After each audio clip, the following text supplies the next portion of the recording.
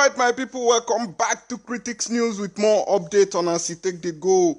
Now, the information reaching us says that our brother from the Oduduwa side, which is Iba Gani Adams, he has come out to predict the disintegration of Nigeria, the Zoological Republic of Africa, where people who are not worthy are ruining the lives of everybody.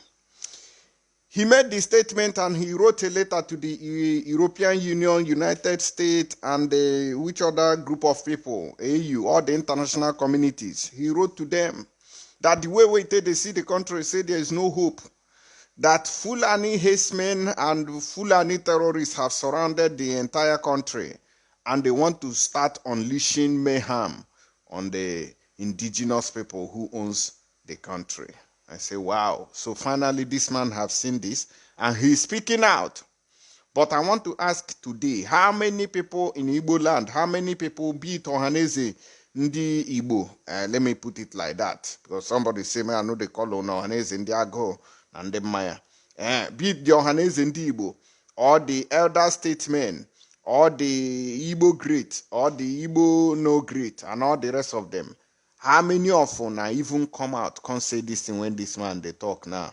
You know, even the Southeast governors, none of them are speaking up. What a shame. Let's go in details. Let me give you a tip of what he said. Let me give you a tip of what he said. Look at it here. Nigeria may disintegrate soon. Fulani terrorists overrunning every part. Gani Adams write to UN, AU, European embassies, and others. He's telling them that this country don't ready to say the way the country they go now. Say you no get hope. Say we go feel redeem them. And let's dive in to the reason why we are here and what he said. Yoruba elder statesman and the Are Onakakanfo of Yoruba land, Gani Adams, has raised the alarm that with the rising cases of terrorism, Nigeria may disintegrate sooner than ever imagined. Adams made the assertion on Thursday when he wrote to the United Nations, UN, and other relevant international organizations calling for urgent intervention in the country's worsening insecurity, particularly in the southwest region. So, Oga Adams, no be only for southwest, so still they happen for southeast. No be we pay 100 million the other day, plus other number of people that have been kidnapped and killed by these Fulani terrorists. Adams, in a letter captioned, avoiding a replica of the Bosnian War in Nigeria, and addressed to the Secretary General of the United Nations, Mr. Antonio Guterres. Antonio Guterres was the one who visited Nigeria not long ago, but due to the I don't know whether they used money to bribe him, or he turned a blind eye, or they used juju to blind him not to see what was happening in every part of the country. Fulani government drew his attention away from the ongoing massacre and ethnic religious cleansing going on in our land. He wrote to European embassies, African Union, United States State Department, the International Association for Religious Freedom in United Kingdom that has killed us. Those people, they are pressing our neck. Then they see the killings going on in Nigeria. We have shouted for referendum. Every day people are protesting, not resting.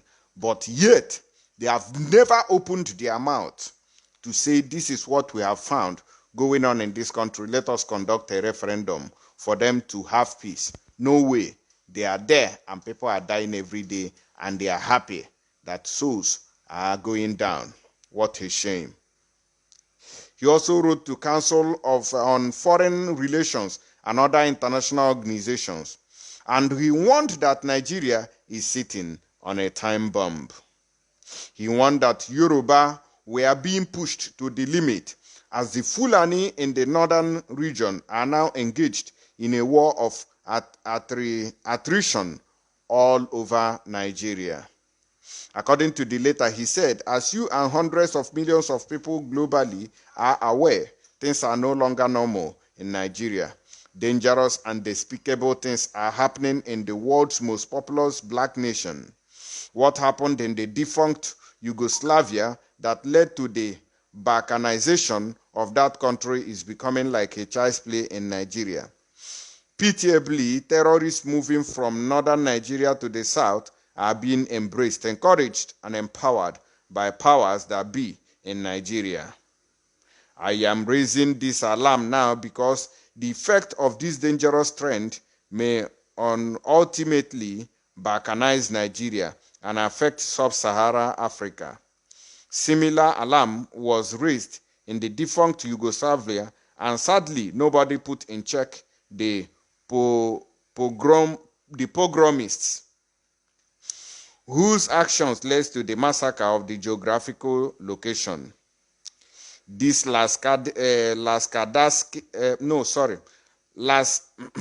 lackadaisical attitude by those benefiting from the national malaise led to the Bosnian War, which began in 1992 and lasted until 1995. It was an international armed conflict that took place in Bosnia and Herzegovina between 1992 and 1995. Una dey see the same thing going on here. We have been shouting, Biafrans has been protesting up and down, top to bottom, everywhere, but no way. The world turned blind eye. People like Joe Biden who tell you that they have an international society for Christians, that this and that, blah, blah, blah, blah, blah. Where is it today? Why are they blind, deaf, and dumb? Why are they not reacting to the killings of my people in Nigeria? They are waiting until war breaks out. That is when you see them talking rubbish, when it is already too late, when many people must have been massacred. It's a shame. Ironically, Nigeria's president is a Fulani. The Fulani have been fingered in abductions, kidnappings, and killings in the north. Now they are gradually moving down south. And the danger is that people in the south are already determined to engage them. This might lead to a full-scale war. In the last weeks, these Fulani terrorists have expanded their evil networks. Deborah Samuel, a 200-level student of Shehu Shagari College of Education, Sokoto, was killed and her body burnt by some bloodthirsty fundamentals because, according to them, she was guilty of blasphemy. The killers are visible in a viral video seen by peace-loving people all over the world, but the government only arraigned them for disturbance to public peace. Una dey see the injustice? So that girl, they just killed her like that. Atiku condemned and retracted his fake tweet. It's because those things you see the government writing, oh, we want to commensurate with you. We want to tell you to calm down. Loriro, na intentional things, na they happen to you.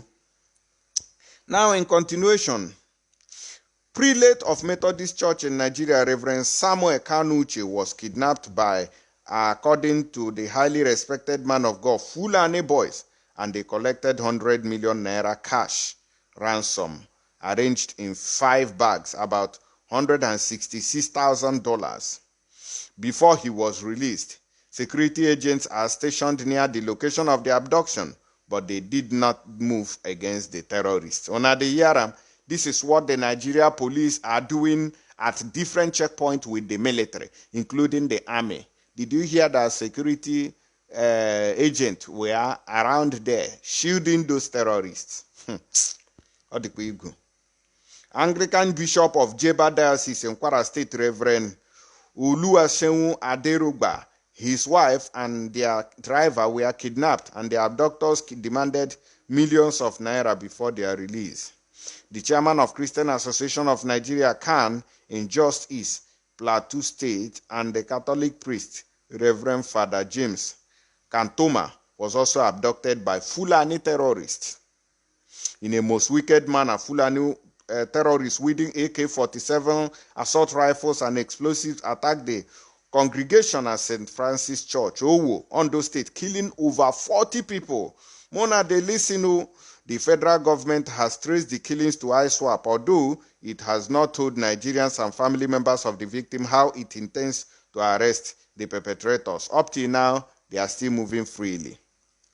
Another evil traced to a religious fundamentalism was that of a prostitute, Hama Saliu, who was killed and her corpse set ablaze at Alaba Rago, Lagos, because she had the effrontery to keep the Holy Quran in her room. Those abducted in the Abuja-Kaduna train attack in March are still with the terrorists. Just a few of them that have been released. It's unfortunate that the government is begging non-state actors to stop kidnapping Nigerians. It is generally believed that those in authority are helpless, complicit, or both. Now, Nigeria is at the point of no return, showing all signs of a failed state. So he went on and on and on and on and on. Instead of tackling the atrocities of Fulani terrorists, government officials are busy planning and strategizing for the 2023 presidential elections. It no concern them. Something urgent must be done to avoid a collapse of the country. Adams, who said the only language the Fulani understands is violence. Did you hear that? No be me talk am. It is Gani Adams. Gani Adams. He said that the only language that these terrorists understand is fire for fire. They do not understand that you went to UN headquarters in Brussels to protest. They don't know. What they need is, as they fire you, you fire them 10 times. That is the only language that they will know, that they will use to understand that you mean business. It is not about allowing the Nigerian army to overrun your villages while you're on social media fighting another set of people. He said no. In furtherance of this particular information, Adams, who said that the only language Fulani understand is violence, maintained that the Yorubas are not cowards and they are ready to pay the Fulani in their coin. So, Oga Adams, Biko, Aina Yunu, Owen Yunu Choribido, Unebido, do not allow criminal terrorists, Fulani terrorists, to overrun Yoruba land or Oduduwa land. Raise your OPC boys. Let them go into the bush and send terrorists to judgment. No time to waste time. Quickly. Now, in continuation, the letter further read, the Yorubas are not cowards and we do everything legally possible to resist any attempt by Fulani terrorists to expand their territorial expansionist agenda to the southwest. It is clear the federal government has lost control of the situation and it can no longer keep its citizens safe, secure, and protected.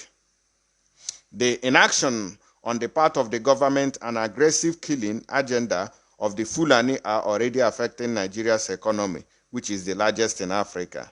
The way butchers of Bosnia were left to commit atrocities for years before the United Nations moved against them.